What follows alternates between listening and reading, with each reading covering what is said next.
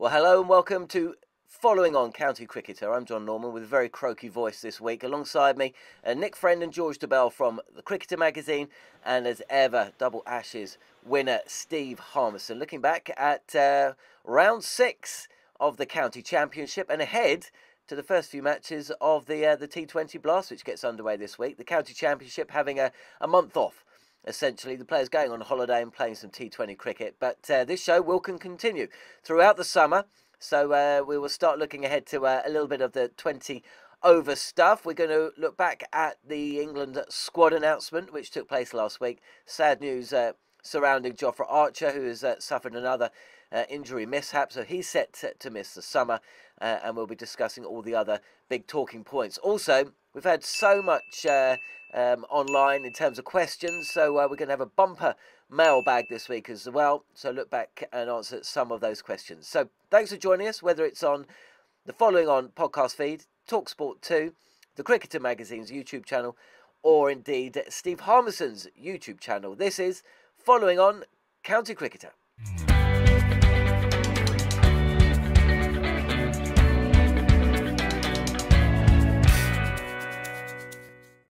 So, sad news really to start off this week. Jofra Archer, another stress fracture. I mean, I think that I make that 6 England fast bowlers ruled out of cricket for the foreseeable with stress fractures of the back, and another couple of players out as well. George, you know, much has been said about Jofra Archer. There's very real fears about his participation within professional cricket in the longer form. Certainly moving forward, it's not really our place to speculate, but one thing, we were together, weren't we, in Hamilton?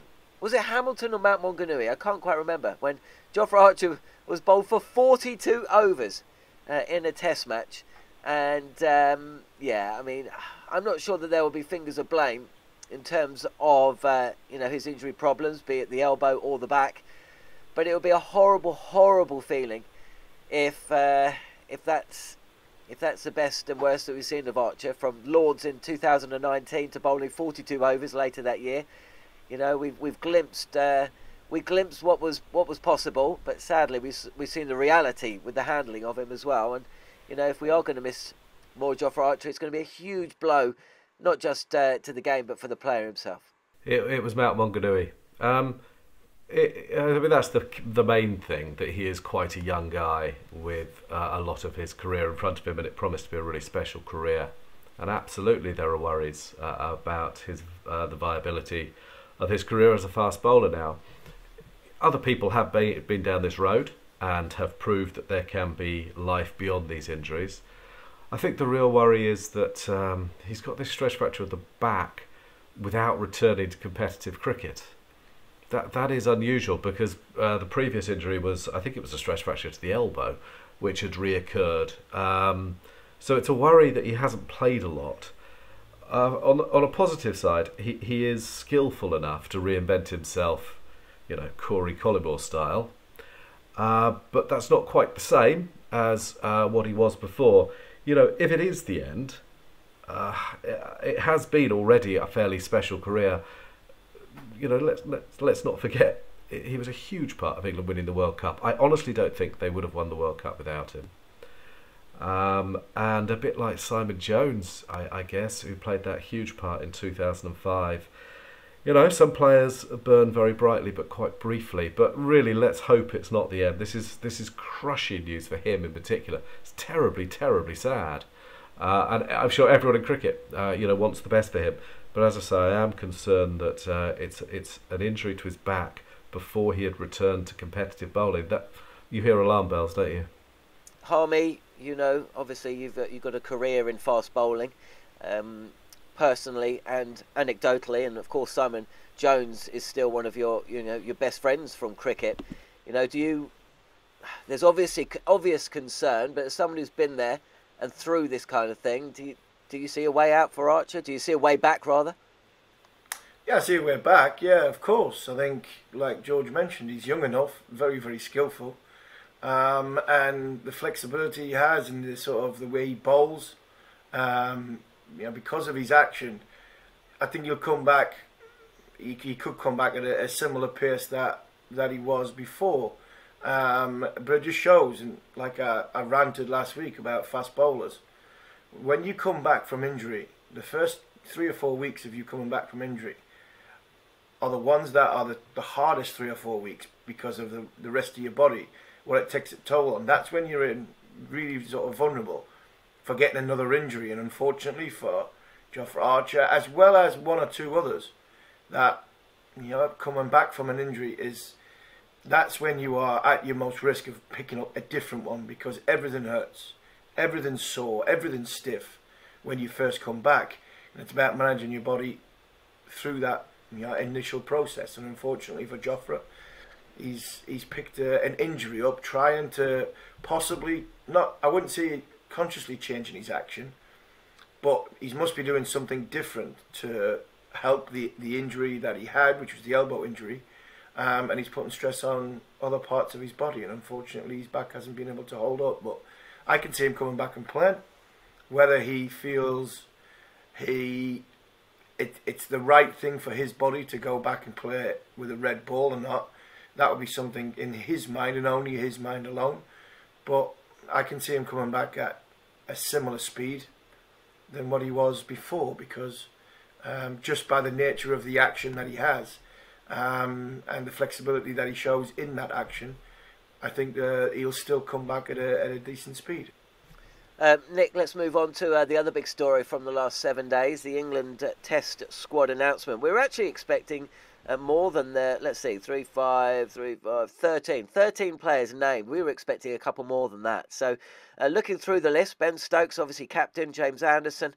Jonny Bairstow does make it back into the side. He's not rested for a couple of matches after playing in the IPL. Stuart Broad, Harry Brooke, Zach Crawley, Ben Folkes, Jack Leach, Alex Lees. Can I just, actually, is it Alex Lees? As in Talisa, it's Lees. Okay, thank you. Craig Overton, I should probably know that. Craig Overton, Matt Potts, Ollie Pope and Joe Root. Nick, of that list of 13, can you make an argument for or against, I don't know, I reckon you could probably make an argument for or against 2 of them. I think the other 11, and by 2 I say Jonny Bairstow and Zach Crawley. I think all the others pretty much is kind of how we thought it would go. Not that we're surprised that Crawley and Bairstow are in it, but, you know, in terms of disgruntled players out there, who do you think feels that on another day they could have possibly just snuck in ahead of those 2? You know, the irony is that Crawley and Bairstow are probably, you know, they're 2 of England's most recent centurions, aren't they? I mean, like, you know, the two guys on the way of saying on the edge of this, rather, you know, probably the guys who, yeah, you know, 2 guys who had a, you know, I don't want to say decent winter, because no one had a decent winter, but let's say a more creditable winter than others in terms of sort of raw numbers, test centuries. It'd be very England to drop the guys who'd got you test hundreds in a winter when no one could score a run. So I think the squad was always going to show us how keenly people had looked at the first month of the season, and for what it's worth, I think they did. I think we've got Harry Brooke, who I think was at the time of selection was the 2nd highest English run scorer in the country, and we had Matthew Potts, who was the leading wicket taker of any description in the country. So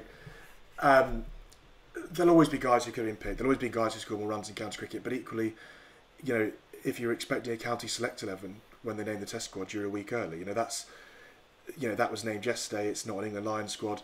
It's half a reward for county runs. It's also recognising that those guys aren't involved in the Blast team. So, but look, you know, it's that, you know, as we said last week, I'd have picked. I mean, I championed Sam Robson. I watched him again last week against Durham.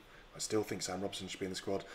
I think Dom Sibley has a very good case, but I genuinely, I honestly think you can make a pretty solid case for all 13, or at least not necessarily a solid case, but a case where you can understand the selection. You know, I can understand the selection of Zach Crawley, not just because of a double ton 2 years ago, but because of 100 in the West Indies.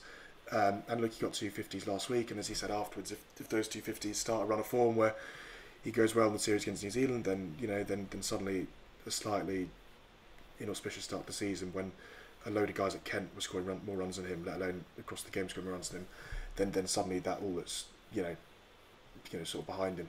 Likewise, Matt Parkinson's bowled very well, but I think there was an expectation that Jack Leach probably was the man in possession, probably was Ben Stokes' man, and would probably start the summer. So I don't think I was at all surprised there. I think it's a shame because I think I really rate Parkinson, but you can only pick 11, and I think it was pretty clear come the end of the winter that Jack Leach had probably merited the chance to start the summer as the man in possession, and on Johnny Bairstow, he was allowed. He didn't run away to the IPL. That was very much an agreement with England cricket. He's gone to the IPL. He had a pretty decent winter with England, and I think possibly the only surprise is that he's not going to keep wicket and bat at 7. That's the only thing that maybe is a bit of a surprise there, because then you'd have potentially one at Pope or Brooke at 5 and the other one at 3. Whereas it looks like Brooke's going to be the reserve batter and Pope at 3. But no, I think the more time that elapsed after the squad was announced, the more I understood it and felt pretty unshocked and not nonplussed by it, but unoutraged, let's say. I think it's all right. What I would say is I don't think it's a long term. I don't think anyone should think this is what Brendan McCullum, Ben Stokes, Ingham will look like in 18 months' time. I think they're just starting where they're starting, and that's pretty solid base from where they were over the winter, isn't it? Really. Good stuff. Okay, well, look, let's get on with the show.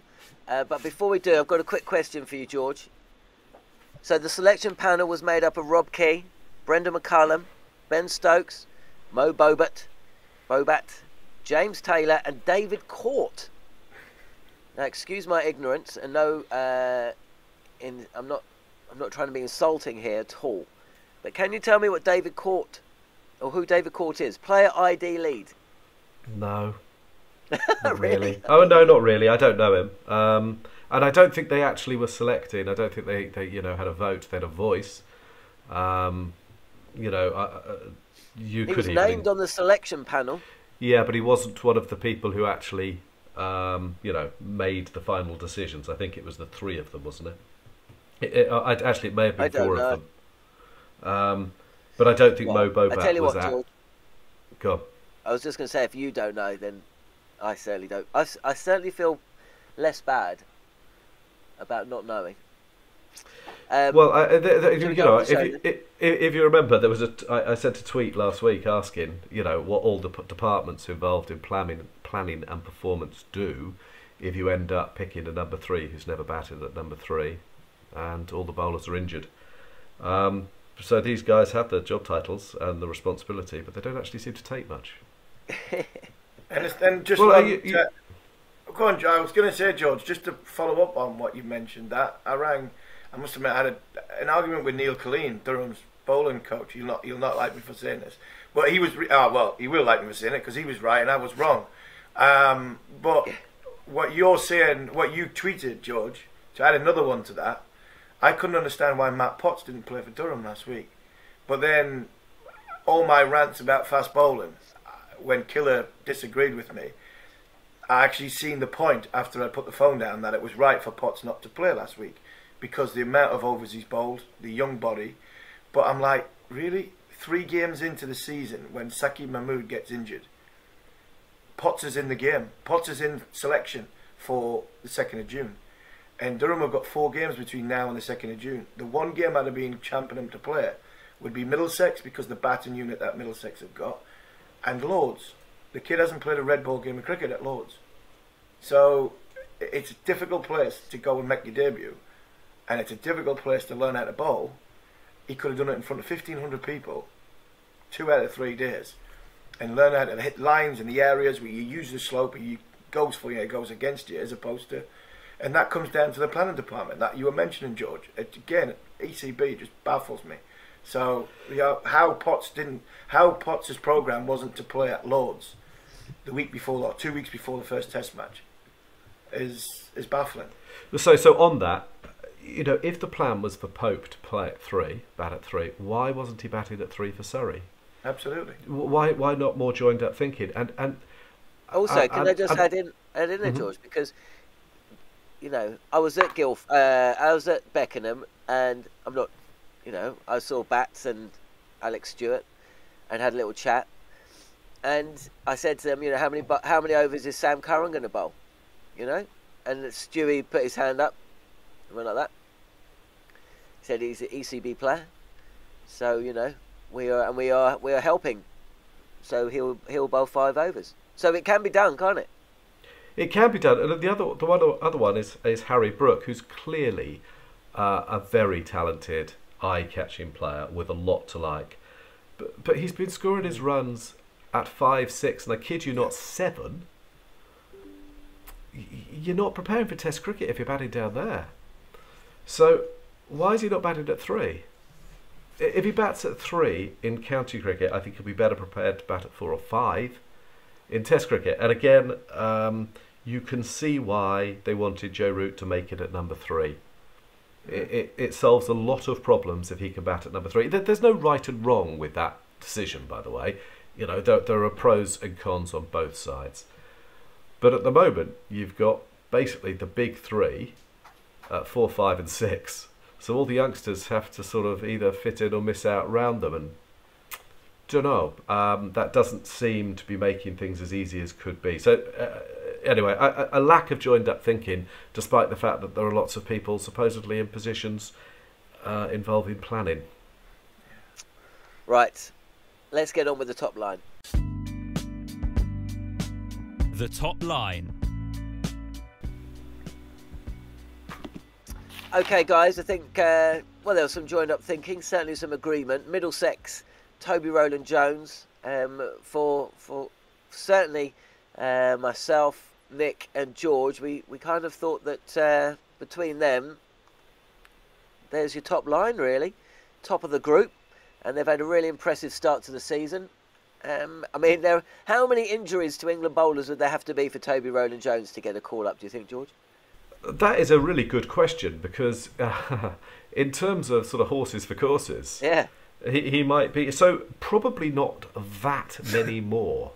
The other thing is, I think he's got a Test average in the teens, hasn't he? Bowling average in the teens. You know, never let England down. Another really sad story, a bit of a sort of reminder that there isn't always a happy ending.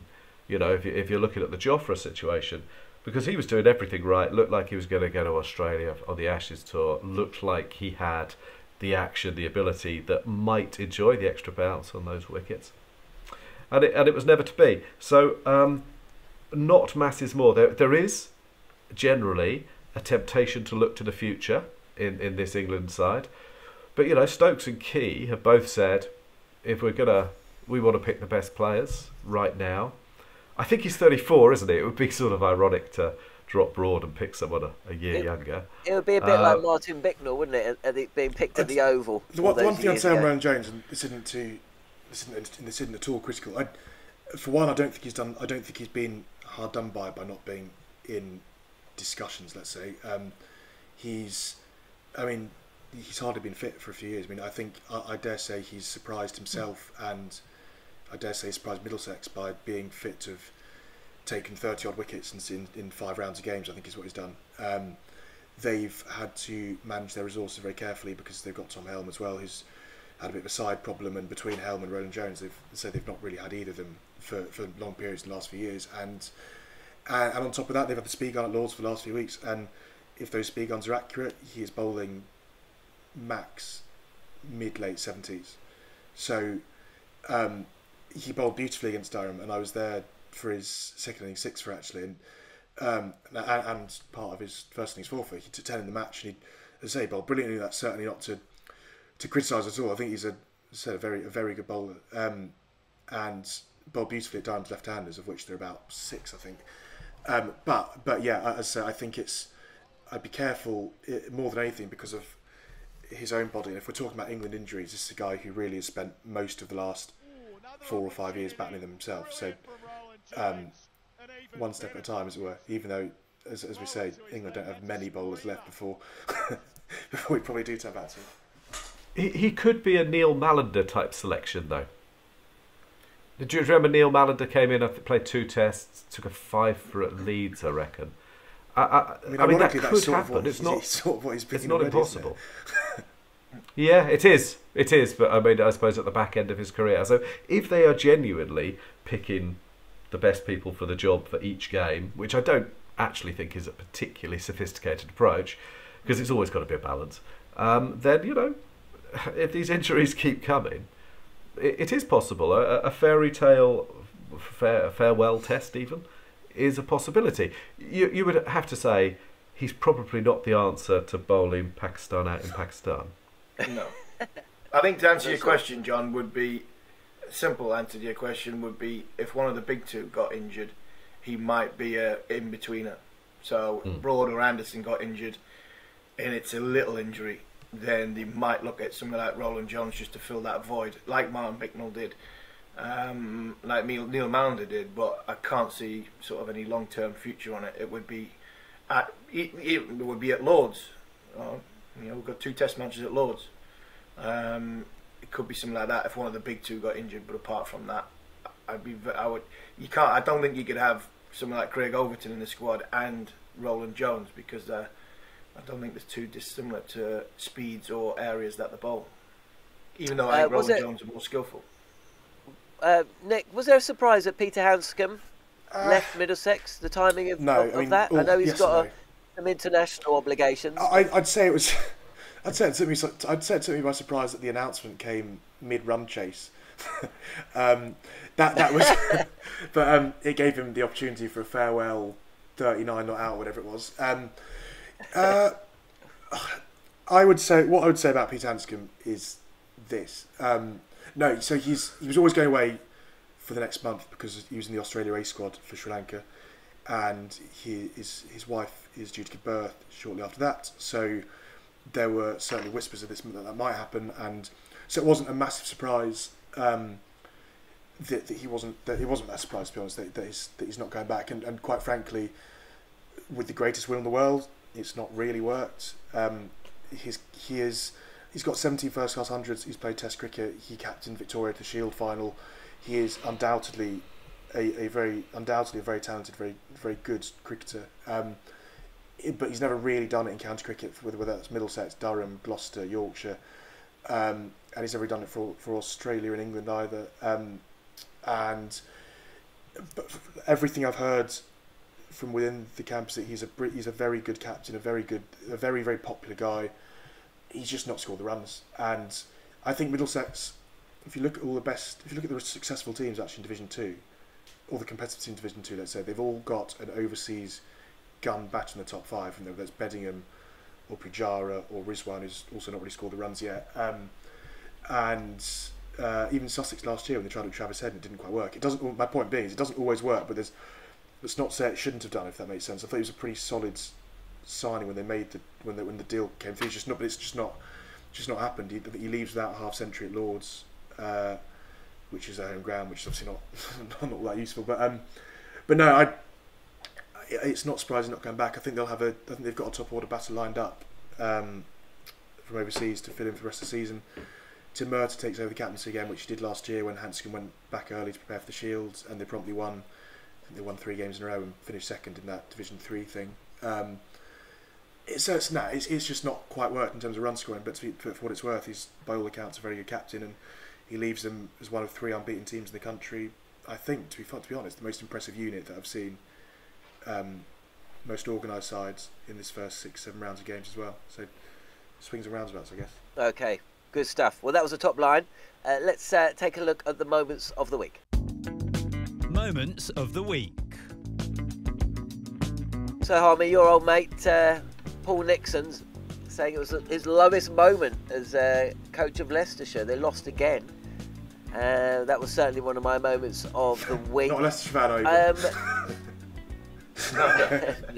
No, but, yeah, I'm not saying the moments are good. Yeah, I mean, what is in terms of county championship cricket? What is the aim? I mean, can anybody answer that? I'm not sure on the Leicester front. I think Sussex is the big example. On the Cricket Collective, me and Liam Manthorpe for the last sort of 2 years would sort of pull Sussex down, but have a little bit of a jibe at them, a joke at them, that whenever a coach is appointed, it's like, can you drive a minibus? Because it's basically you're gonna have to wait till the GCSEs are finished for the majority of the team to play. But I can see the planning in what Sussex are trying to do. You know, they've signed 2 gun overseas players, trying to promote youth. They're not looking to win the championship because, well, they're trying to promote young players from within their club, and obviously they're a lot stronger and a lot more financial resources put into the white ball game. But with Leicester, I'm just not sure what they're doing with red ball cricket. They haven't got a gun overseas player that goes and scores lots of runs and holds them together. They seem to be what Durham were, sort of right at the very start of my career. It was a whipping boy, 98, 97, 98. There was no identity, no direction, and they got off, I won't care, the first 2 games of the season, I think they got 2 very, very good draws. They fought their way through to get 2 very good draws, and you thought, you know what, with Nico in charge, that might just be a good thing, just to turn they sort of have some confidence going. But from there, they've really had a struggle. And yeah, one of my moments of the week was in that game, because young Haynes, 21-year-old, he looks a proper player. I think he could do. He might have to work a little bit more, sort of on the front foot coming forward if he wants to elevate into the next game. Because I was watching him and thinking his front foot movement isn't the greatest coming forward into the ball, because he does sort of play a lot further back. But runs on the board, the boy scored some runs, and for me that was the moment of the week. 3 back-to-back hundreds when you've not scored a first-class 100 before that. Hats off to the boy. I think he's somebody to watch. We said that a couple of weeks ago. He is somebody. I agree with that. Yeah. If he played for a more fashionable county, yeah, I bet you people would be talking about him as an England prospect already. He's certainly an England prospect, but not immediately. And he'll play tougher opposition, of course. But he stands out. Yeah, he's definitely one to watch. I published an interview with him this morning, actually, because I've been banging the drum for Jack Haynes from the moment I saw him get his maiden list day 100. So he got 150 off 120 balls at Chelmsford last year in the Royal London Cup against Simon Harmer with Alistair Cook standing at slip, and a fairly decent attack. Not obviously, there was no Cook, no Porter or anything, but he just has every shot in the book, and he just looks very nice playing them. There's been a lot of talk about him for years, because he made his debut as a 19-year-old against Australia in a tour game. Got a load of starts. He was one of those guys who didn't sort of his struggle was sort of kicking on. I think he got proper starts in 13 of his last 15 in his first 13 of his first 15 innings, I think, as in first class cricket, and then fell short of a ton a couple of times, and then sort of let that get on top of him. But yeah, got these 3 in a row. And I think actually the most impressive of the 3 was, albeit on a pretty flat pitch, was the Durham 100, because I think a lot of young cricketers, having been in the field for the Stokes assault, as it were, for those first couple of days, may well have, I guess, gone into bat slightly dispirited and lost that game in 3 days. But to bat, I think that was his longest first class innings to date, actually, 270 odd balls for 120, not out, saw the game through to the close, got the draw, and I imagine doing that with the England caps on the field, with Chris Rushworth, Matthew Potts bowling, would give him gave him huge belief, and from there he's obviously gone from strength to strength. His dad played 200 games for Worcester. He's played for England under 19s. He's just a very impressive kid, and he's a kid, only 21, but he's gone from having no tons in 22 games, which I think quite annoyed him, to having 3 in 24, which suddenly looks a bit more appropriate for someone, I think, with what looks like his talent and potential. I think as George says, if he played for a slightly more fashionable county, I dare say other people might have heard a bit more about him by now. Just on the Leicester thing, Normo. Yeah. There was one of my favourite quotes of recent times in a Reporters Network piece. I can't remember exactly what it was and who he's talking about. It might have been William Mulder, but Paul Nixon, in trying to find positives, said, "You know, I thought his second spell with the second new ball was very good." If those are the positives. But look, your question was basically, what was the point of Leicester, if we're honest, wasn't it? That's basically what you were saying, isn't it? No, not really. Okay, fair play. But I mean, that would be a cruel way of the question. Literally, I mean, at the start of the season, what is the aim for a club like Leicester at county championship level? You want to improve? to improve and to develop players, and yeah, to hopefully poke up and contest promotion. Look, what they've lived off for a few years is the fact that they had produced players. You know, so we could overlook the fact that they hadn't won very many games on the basis that, okay, quite a lot of people have started their career there, and we all know, James Taylor and Stuart Broad and Darren Maddy and Luke Wright and all sorts of other people. And that's fine. If they're a club that produces players, then they're probably doing their bit. The production line hasn't been so productive in recent times, but even in this game, they played Rian Ahmed. I don't know how much responsibility they take for his development, but the fact is he is playing first-class cricket with them. He is starting his career there. For people who don't know, he's a leggy, he's an all-rounder, but a leg-spinning all-rounder. He got Ben Stokes out in the nets at Lords when he was, I want to say 10 or 11 or something. Yeah, was he? Okay, so I'm exaggerating. 13, but even so. And he bowled him as well. He does look like an extravagant talent. He is, very young. He's a teenager for a while yet. Ideally you would be playing him in a slightly more experienced side, but he's getting first-class cricket.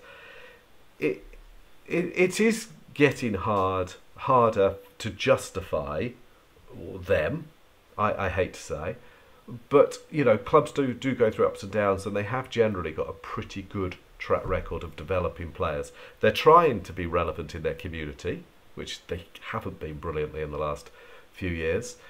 They have won the Blast more than much bigger clubs. More than anyone. Yeah. It's only you're going back. County Championship. You go back 25 years to the County Championship, I guess, or so, just under. So I'd still bear with them a little bit. It is pretty bleak right now, and you'd have to be a little bit concerned that the players they brought in, which in the old days you would call Kolpak, but they're not, obviously. The experienced sort of South African-born players aren't actually delivering, and the plans aren't working. But as long as they can produce some players, it just about is okay. But it's looking a bit grim right now. I can't pretend it isn't. I think what they've done as well is, I agree on the overseas players. So I feel I felt from the moment they were announced, actually, the overseas players would almost attempt to be too clever by half. Like, you bring in Bjorn Hendricks, he bowls left arm over, and bring in William Mulder, he can bat at 7 and bowl. As I said earlier about those sort of getting a gun overseas in your top 5, the game is to get someone who's going to score 1,000 runs and bat round them, isn't it? And then sort of put the rest together. You don't want two guys who, the metrics say, or Hendricks is a left armer, might do this with the new ball, that kind of thing, and Mulder can do a couple of jobs. You just want someone to smash out one job and to average 60, and then let the youngsters work around you. But then they've also, I think they are developing. I think players are improving. Whether that's Callum Parkinson, who came from Derbyshire and I think is a wholly underrated cricketer, to be honest. I agree. And whether it's others like Rishi Patel, who came over from Essex, and every time I've seen him play looks just a really exciting young batter. Sam Evans had a very decent season last year. He had 3 or 4 first-class tons. Hassan Azad a couple of years ago, people were talking about him for England A tour, weren't they? Winning the Lions tour. He's probably. He's had moments this season, to be fair. Yeah. So he's individually, exactly. I think individually they've shown signs. And I think they've tried to almost moneyball. They've probably had to moneyball it in a sense. With I think Roman Walker came from Glamorgan. Was it Tom Scrivens? I want to say came from Hampshire. They've had to look beyond the beaten track, as it were, in terms of sort of Rishi Patel came because he wasn't going to go at Essex. Scott Steele came from Durham. They've had to be quite wily, I guess, and take the odd punt on guys. And I guess the nature of the beast that they don't always work. And the experienced player is Colin Ackerman, isn't he? Who plays for the Netherlands, had probably not started the season as well as he would like, but has done well in the past. He's just lost the captaincy to Callum Parkinson. So I think you can sort of see what they're trying to do, but it is all a bit of a gamble, isn't it? In terms of asking young lads to come in and sort of hit the ground running. And their problem this season has just been runs, isn't it? More than anything else. Ben Mike, I think, has got a lot to offer as a cricketer with the bat, with the ball, more so with the ball. Chris Wright is sort of the other experienced man, isn't he? Bowling a lot of overs, but I think there's merit to it, but it is asking a lot of guys who don't necessarily have the track record, if that makes sense. Okay, guys, let's zip through the rest of the moments of the week. Yeah, Hampshire impressed again. Somerset are gloriously inconsistent, aren't they, George? Well, they're pretty consistent. On Somerset from you, maybe, and then Nick. Well, I think, to be fair, Somerset have won 2 of their last 3, haven't they? But I think they've lost something like 6 of the last 8 or something. It might even be worse than that. 7 of the last 9. So is that consistency or inconsistency? Well, it's a worry. And their batting is very fragile. I mean, it's exciting, but fragile. And it's hard to be massively optimistic because there's a real danger they're going to lose Craig Overton, who's so important, and Leach as well. So they have been dragged into the situation where they're genuinely looking at the season, contemplating relegation. I think still they'll be okay, but there's no room for complacency at Somerset right now. They've got a lot of dashers. I mean, you look at the young players they've produced with a view to T20, and it's really, really exciting. I don't think they've got a bowling attack to compete in that tournament, as it happens, but their batting is very exciting. It's homegrown and it's young. So I hope people stick with them because, every county in the land would want Smead and Banton and Lammonby. But it is... they're looking very fragile with the bat, and Hildreth's coming towards the end, I guess, sadly. Something they're going to have to look at. Nick, a little word on Hampshire. There's a good article in King Cricket this week that Hampshire got the perfect bowling attack. There's no danger of stress fractures of the back with the likes of Mohammed Abbas and Keith Barker and Kyle Abbott, because they're not bowling anywhere near 90 miles an hour, are they? Well, but they are more than handy seam attack for county championship conditions, and they've won more games than anybody else, I think, in the division. Well, I tipped them to win the title at the start of the season. Then you all laughed at me because Surrey beat them. That's not. And here we are now. Here we are now, railing back on your. Who's top of the group? Who's top of the group? I don't know. I don't look that high. No, and to be honest, I think whatever the conditions you put Kyle Abbott and Mohammed Abbas in, did cause problems. But then having Keith Barker swing it from left arm over and taking the wickets he's had. I think Barker's their leading wicket taker, isn't he? With I think 27 at very few apiece. And then the intel on the Turkey is that no one creates more rough than Keith Barker. So having Barker do that, getting runs on the board, and then sort of throwing the ball, whether it's been to Liam Dawson or Felix Organ or Mason Crane. Obviously Crane's been on at Sussex, but it feels like they've got all bases covered, doesn't it? To be in a position where you can lend Brad Wheel to another county for a game as they did to Gloucestershire, I dare say highlights your depth, because I think Brad Wheel's pretty handy himself.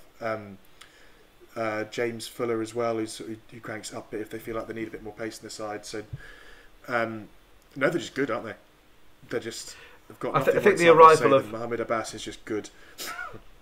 I think the arrival of Pop Welsh as bowling coach, Graham Welsh as bowling coach, is relevant. I think if you talk to bowlers he's worked with, his reputation's absolutely fantastic, and he's worked obviously with Keith Barker before. He gave him another 5 years, didn't he? Yeah, well, he did, completely changed his career, I think. I think he's a fantastic bowling coach, and Keith Barker's feat changed Jeetan Patel's career as well. They're huge, and he's got, obviously he doesn't have a lot of pace, Keith Barker, but with the new ball to left-handers, it's about as hard as it gets. So there's a lot to like in that side, and it looks like it's he hardly two-horse goes for a race. run. He hardly goes for a run either. And he can bat. The other thing with Hampshire, short at him. Obviously speaking about the bowling. Yeah, speaking about the bowling there. I think the other thing they've done very well, and possibly more by luck than design, I think it's fair to say, they've probably made the two standout domestic batting signings as well in the last year in Gubbins and Brown. There's two guys who had strengthened, I think, any top six in Division 1. Brown with the gloves as well allowed them to loan out Lewis McManus, and having a genuine batter in that top 3. I think if they really wanted to put Brown there, I think is that's before you get to Vince and Dawson as just very good county batters, as I said earlier, they've sort of got all bases covered, haven't they, with a sort of 1 to 11. Okay, well look, we're racing the time as per usual. So there were the moments of your week. Let's get to Race to Lords. Race to Lords. Okay, guys, Race to Lords. Well, we're only going to have a look at the players that didn't get selected for the Test squad, and there wasn't a lot in there really. Dan Lawrence, I suppose, headlining with 120 against Lancashire. Burns and Curran didn't play. Sam Robson as well, actually, 84 and 2 against Durham in a big win for Middlesex. Dom Sibley at 9 and 14. Dom Best didn't take a wicket. Milan didn't play. Slightly surprising, maybe, unless he was injured, because of course, you know, he's going to be a big part of that team. And Yorkshire are about to lose some batting. Matt Parkinson, 1 for 83 against Essex. Josh Bohannon, a couple of low scores for him in the same match. James Vince, 6 against Somerset. Ollie Robinson bowled some deliveries, which is good. 0 for 42, though, 36 against the New Zealanders. So there's your Race to Lords. Anything else in and amongst that? I suppose there was runs for Harry Brooke again, because he was in the squad, wasn't he? Or isn't he, Harmy? So he's in form, that's for sure. But apart from that, not too much from the players that didn't make the cut. No, Dan Lawrence is the one that I think if he was fit for the first 6 games, he probably would have been in the squad. If you're going to stick with Alex Lees, then you have to stick with Dan Lawrence, because I think they had similar trips to the West Indies, which Dan Lawrence probably got more runs than Lees, but they looked as though they had they had a similar tour where they were probably one big score away from coming back thinking, yeah, I've done okay. So with his injury, he's now come back. He's got 120. He puts his hat back in the ring, because I actually think Dan Lawrence is a good player. The Brooke one is, again, you go back right to the very start of the show. We talk about, you know, who picked this squad. I couldn't believe it, I must admit, when I seen them names on the thing, and then when the planning department of trying to work out, you know, who's going to play what role and where, again, made me scratch my head. As much as I championed for 4 or 5 years, that route went to 3 because it's better for the team, and then he is more comfortable at 4, no question whatsoever. But it just makes it hard for somebody to go in at number 3. And you can say whatever you want, ECB, Rob Keane, whatever you want about how exciting it is for Harry Brooke and Matt Potts to be in the squad. I'd be very surprised if they both play. I'd more or less say Potts is not going to. I mean, Brooke's not going to play.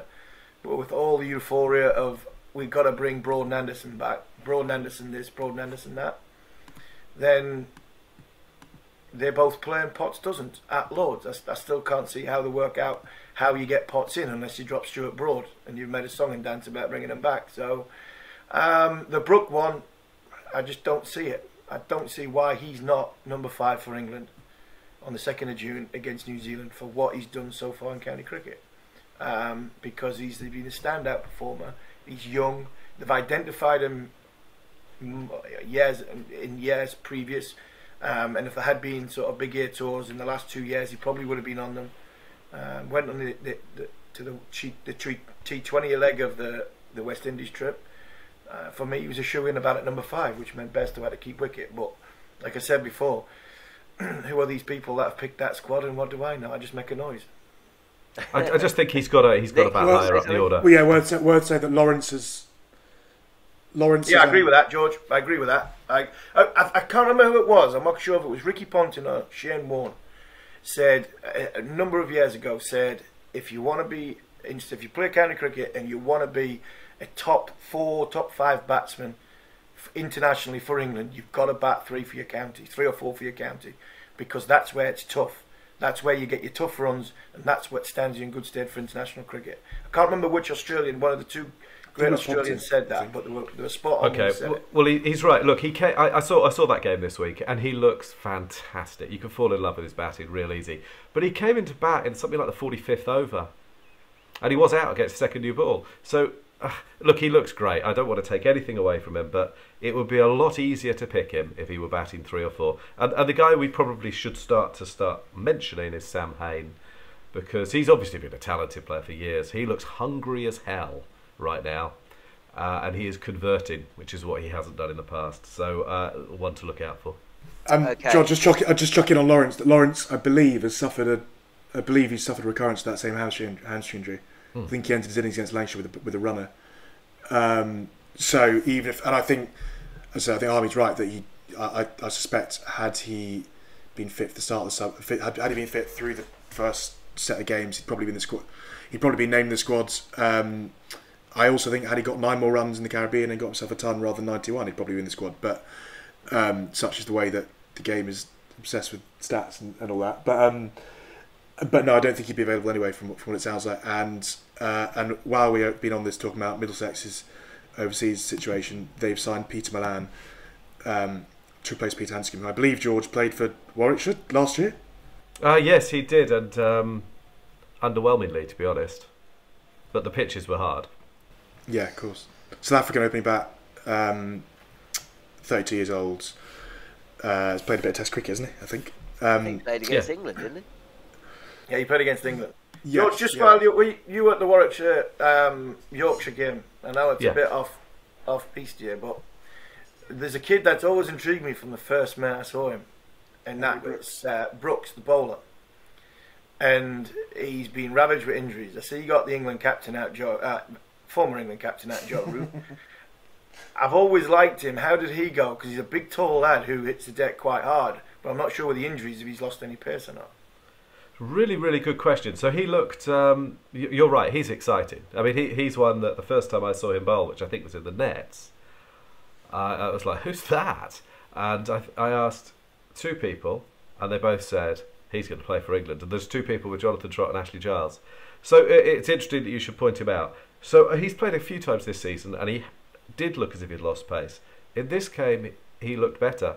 Look, at the last spell I saw him bowl, he was down at 75 miles an hour because you've got a speed gun on the feed at Yorkshire, which is fantastic. So he had lost a bit of pace, but before that, he bowled with some pace, some skill, and some consistency. And he is definitely one to keep your eye on. Yeah, he's built a bit like you, actually. So there's a lot to like there. Yeah, it's a worry because he's still coming back from injury, he's still growing, he's still, I think, just finding his action. And I didn't particularly like the look of the last spell, as I say. It looked like he was really tired. And that's when I think people get injured, isn't it? But yeah, really, really good point. And he got Joe Root with a classic outswinger, really. Invited the drive, left him. Beautiful. For what it's worth, and I'm not saying he is a better player, but Harry Brooke looked a better player than Joe Root in that game. Which, that's not to say that he is better, I'm just saying that's how good he looks. He is, very, very impressive to watch. But as I say again, he's been scoring his runs at 5, 6 and 7. Got about higher. Okay, let's get to the mailbag. The mailbag. Okay, we didn't have much time for the mailbag last week, so we're going to make up for that today. So we're going to. I'm going to start firing off the questions. Actually, I'll ask all of you this question. Just one one word answers, please. Michael Hall says, "Who do you think will win the county championship?" Nick. Hampshire. George. Hampshire or Surrey? No. Who? There's a one-word answer. Okay, you have to say one, I'll say Hampshire, to be honest. But I think Surrey are going to have more call-ups. Stephen Harmison. Sorry. Okay, I'm going to go Hampshire. Rory North. Oh, should we ask it? Oh no, Rory North. Nick, is England batting selection a meritocracy of the county game? And if not, what needs to change to make it so? I mean, we sort of talked about this last week, didn't we, with like the Division 1, Division 2 stuff. I still, there's probably still an element of the fashionable counties get more coverage and stuff. I mean, certainly the element of that. But I mean, looking at this squad, I honestly don't think there's anyone who's missed out because they were at the wrong county or anything like that, or even in the wrong division. As I say, I'd have picked Sam Robson, but I can sort of understand why they've kept the same opening pair as the Caribbean. Is that a bad answer? Just on that, I'm not sure. I might misunderstand the question, but I don't think that's what the selection of the England team's meant to be about. It's meant to be about picking players you think you're going to win, but you've got to take so much into account to do that. And sticking with people, continuity of selection, making people feel confident and settled in the side is massively important. So you're not just picking who's done well last week, and nor should you. Yeah, and as I said earlier, it's not, the Test squad is not a county select 11. I think a lot of the anger at the squad when it first came out was probably because people had spent so much time watching the county championship for 6-7 weeks that they were expecting the squad to literally be the best 11 players from the championship. Obviously with a couple of exceptions and the sort of the stuff we talked about earlier, but I do think that there was maybe an overestimation on the amount of, you know, as I say, Brooke and Potts are, and probably even Pope, to be honest, are in that squad based on what they've done early season. But it would be unrealistic to think that you're going to pick an 11. You know what, Ben Compton, Sean Dixon open the batting because they've scored some runs for Kent and Durham. It's not how it works. It's not how it should work. And they're not directly no, exactly. They're not directly transferable. It's unrealistic to think that the job of the selectors, and ultimately why it doesn't always look right and why it doesn't always go right, is that part of the job is to work out whose performances in the county game will translate into performances in the Test game. Yeah. And, you know, it's why Darren Stevens at 45 wasn't playing Test cricket on the back of a double ton and a 6-foot, because, you know, because the determination was that one wouldn't you know, translate into the other. And that really isn't a failure of selection. That is the nuances of having to work out where the game is similar and where the game is different. Okay, Danny at De Frankland says, with both the chair, this is you, George, with both the chair and chief exec of the ECB being interim appointments, who will actually be in charge and making decisions regarding English cricket in the next few months? Well, it seems Mo Boba and Andrew Strauss, doesn't it? But, you know, Rob Key's been appointed, so that's one role, and there are interim chairs and chief exec. I don't think we're massively far away from the next chair being appointed. But yeah, he makes a completely reasonable point that there's a power vacuum at a very, very important time. So those roles need to be filled, and Lord, they need to get them right. Pitched Up Cricket at Pitching It Up says, biggest surprise and biggest disappointment of the season so far. Harmy? Oh, biggest surprise. Throw that one in there. I think you've got to look at the biggest surprise. If you're looking at individuals, you look at someone like Ben Compton. I think he would. I don't think anybody would have contemplated having the career that he's had so far, from up until the 4th of April, 7th of April when the season started, that he'd be in a county select 11 and even talked about playing for England. I think I think even Ben would have laughed at you if you had said that to him. So good on him as a big surprise. Potts coming in, you know, and doing what he done and got himself a selection. I don't think Brooke was his biggest surprise because I think England knew about him. So from that point of view, yes, that. Biggest disappointment, I don't know. Looking at, you know, the big teams are all doing reasonably well. You might say Somerset. Probably the biggest disappointment would be the injuries. No, yeah, Somerset as a county haven't performed as well as, but that's a tough division. If you look at the top 6 teams in that division, you know, they're all Test playing grounds apart from Essex, who are 5th in the league, who have got the bigger resources than the likes of Somerset. So I'm not sure that would be a huge disappointment. I think probably the injuries and having to go back. England, I know that we're going to go back to Broad Anderson, but we are so reliant now over the course of the next 7 Test matches on a 35-year-old and a 39-year-old. And I'm not putting anything against them because they're still brilliant, but that would be a huge disappointment that we've got 7 fast bowlers with one injury or another that are going to miss the majority of the season. So that for me is the biggest disappointment. Ben Compton, Matt Potts, probably the biggest surprise. I'd say Bryden Castbowl pretty sharpish at Lords last week. I don't know if you've spoken to people around here. I know he's only just back, but I just thought it was quite nice to see someone back from an injury rather than rule out with one. But he bowled fairly sharp. I mean, he wasn't as accurate, obviously, as like the likes of Rushworth, but that's not the game, is it? And, I thought it was quite nice to see someone actually in a position to bowl. Okay, last question, and then Harmy's going to leave us because he's going to go and interview Keith Barker, I think, for the Cricket Collective in a couple of minutes. Dave Dudland says, how obvious is it that Kevin Sharp has played a role in Jack Haynes' development? The back foot shots are so similar to Joe Root, it's great. Any thoughts on that, George? I think that's such a perceptive question. It's a really great question. I don't know the answer, but it's a really interesting thought, and there's probably something in it. Yeah, really good question. Brilliant stuff. As a coach, if you're trying to teach a young player how to play a shot, and you're sort of trying to give them examples, Joe Root's not a bad one to look at if you can try and master that. So, with the nearly 10,000 test runs that he's got under his belt, so yeah, it is. I think if you are a coach who had an experience of bringing somebody through, who has gone on and done well, you can always reference back to that and help. But for me, coaching's about the individual that you're coaching. If they've got the ability will shine through. And I think the young boy down at Worcester, what I've seen in the last sort of 2 weeks and the innings that I've seen, I don't think he'd be too far away when it comes September selection to go away from home, because I actually think his hands are brilliant. That's the thing for me. I think his footwork could be worked on.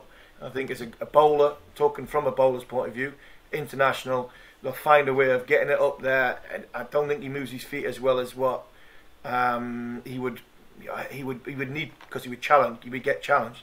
But I think his hands are electric. They're very, very fast, very, very good, very quick. Gets him out of trouble. And I think when you go on to slower surfaces in the winter, I think sometimes your hands are more important than your feet.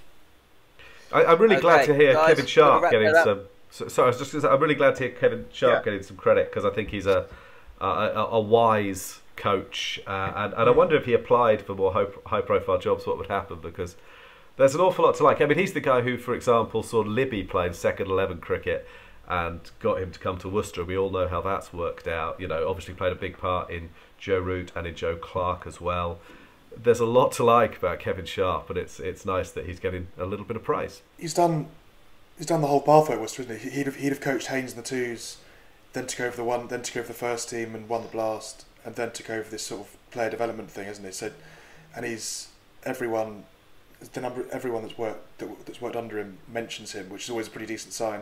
The other one that interesting with Haynes, actually, just very quickly, is he is one of a number of young players I've spoken to who has an Alistair Cook anecdote of how a chat with Cook sort of transformed their game. He was talking to Cook about how basically to not just get starts, and apparently he said Cook just calmed him right down, told him not to be worried, and said that his first year was full of starts, and his second year he smashed it. And fair play, because last year he got a load of starts, and this year he's got 3 tons in a row. So, and I think also there have been a lot of runs, so it's easy to sort of turn your nose up at them almost. But 300 in consecutive games for a 21-year-old who's never done it before is really impressive, but also sort of worth making note of, because I think a lot of guys will get one first class 100, but the guys who can, I think he was worried that it was a fluke until he did it again. So he's got a lot of talent. Brilliant stuff. Okay, let's get on with the remainder of the show.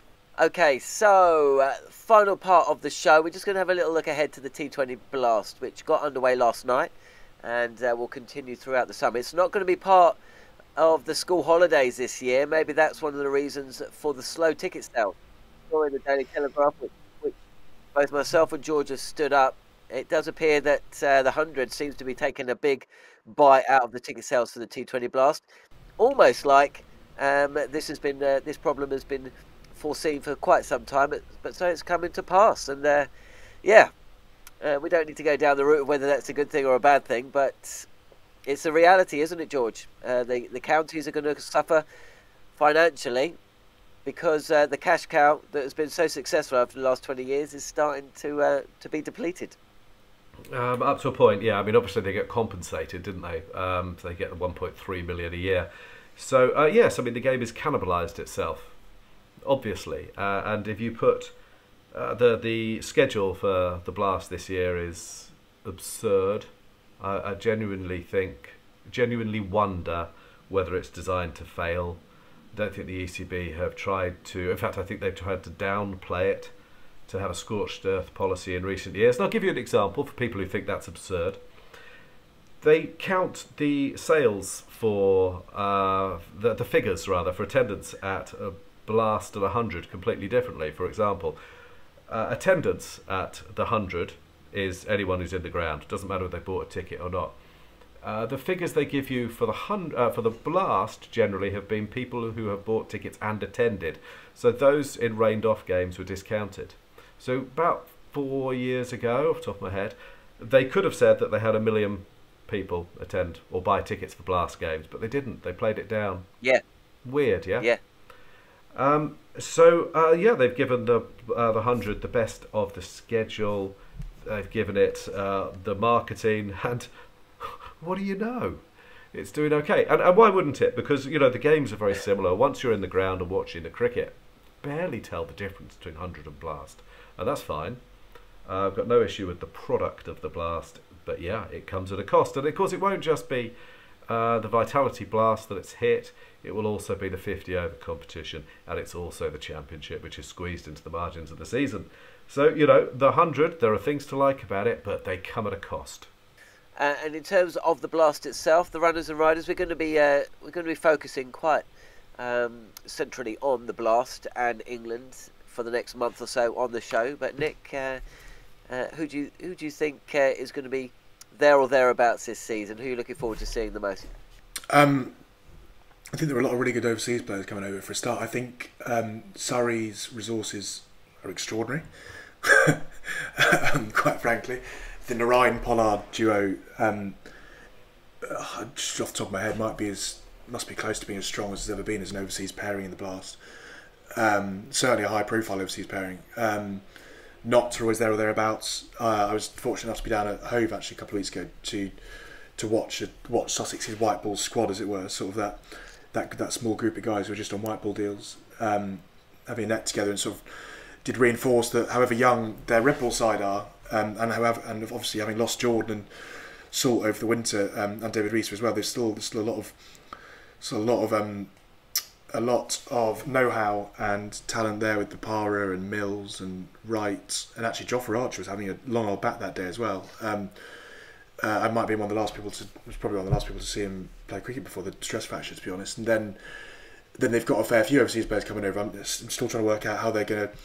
Availability will be interesting because Afghanistan are playing Zimbabwe, so I believe Mujib's missing the first a bit in early June. Rashid Khan won't be around for the start.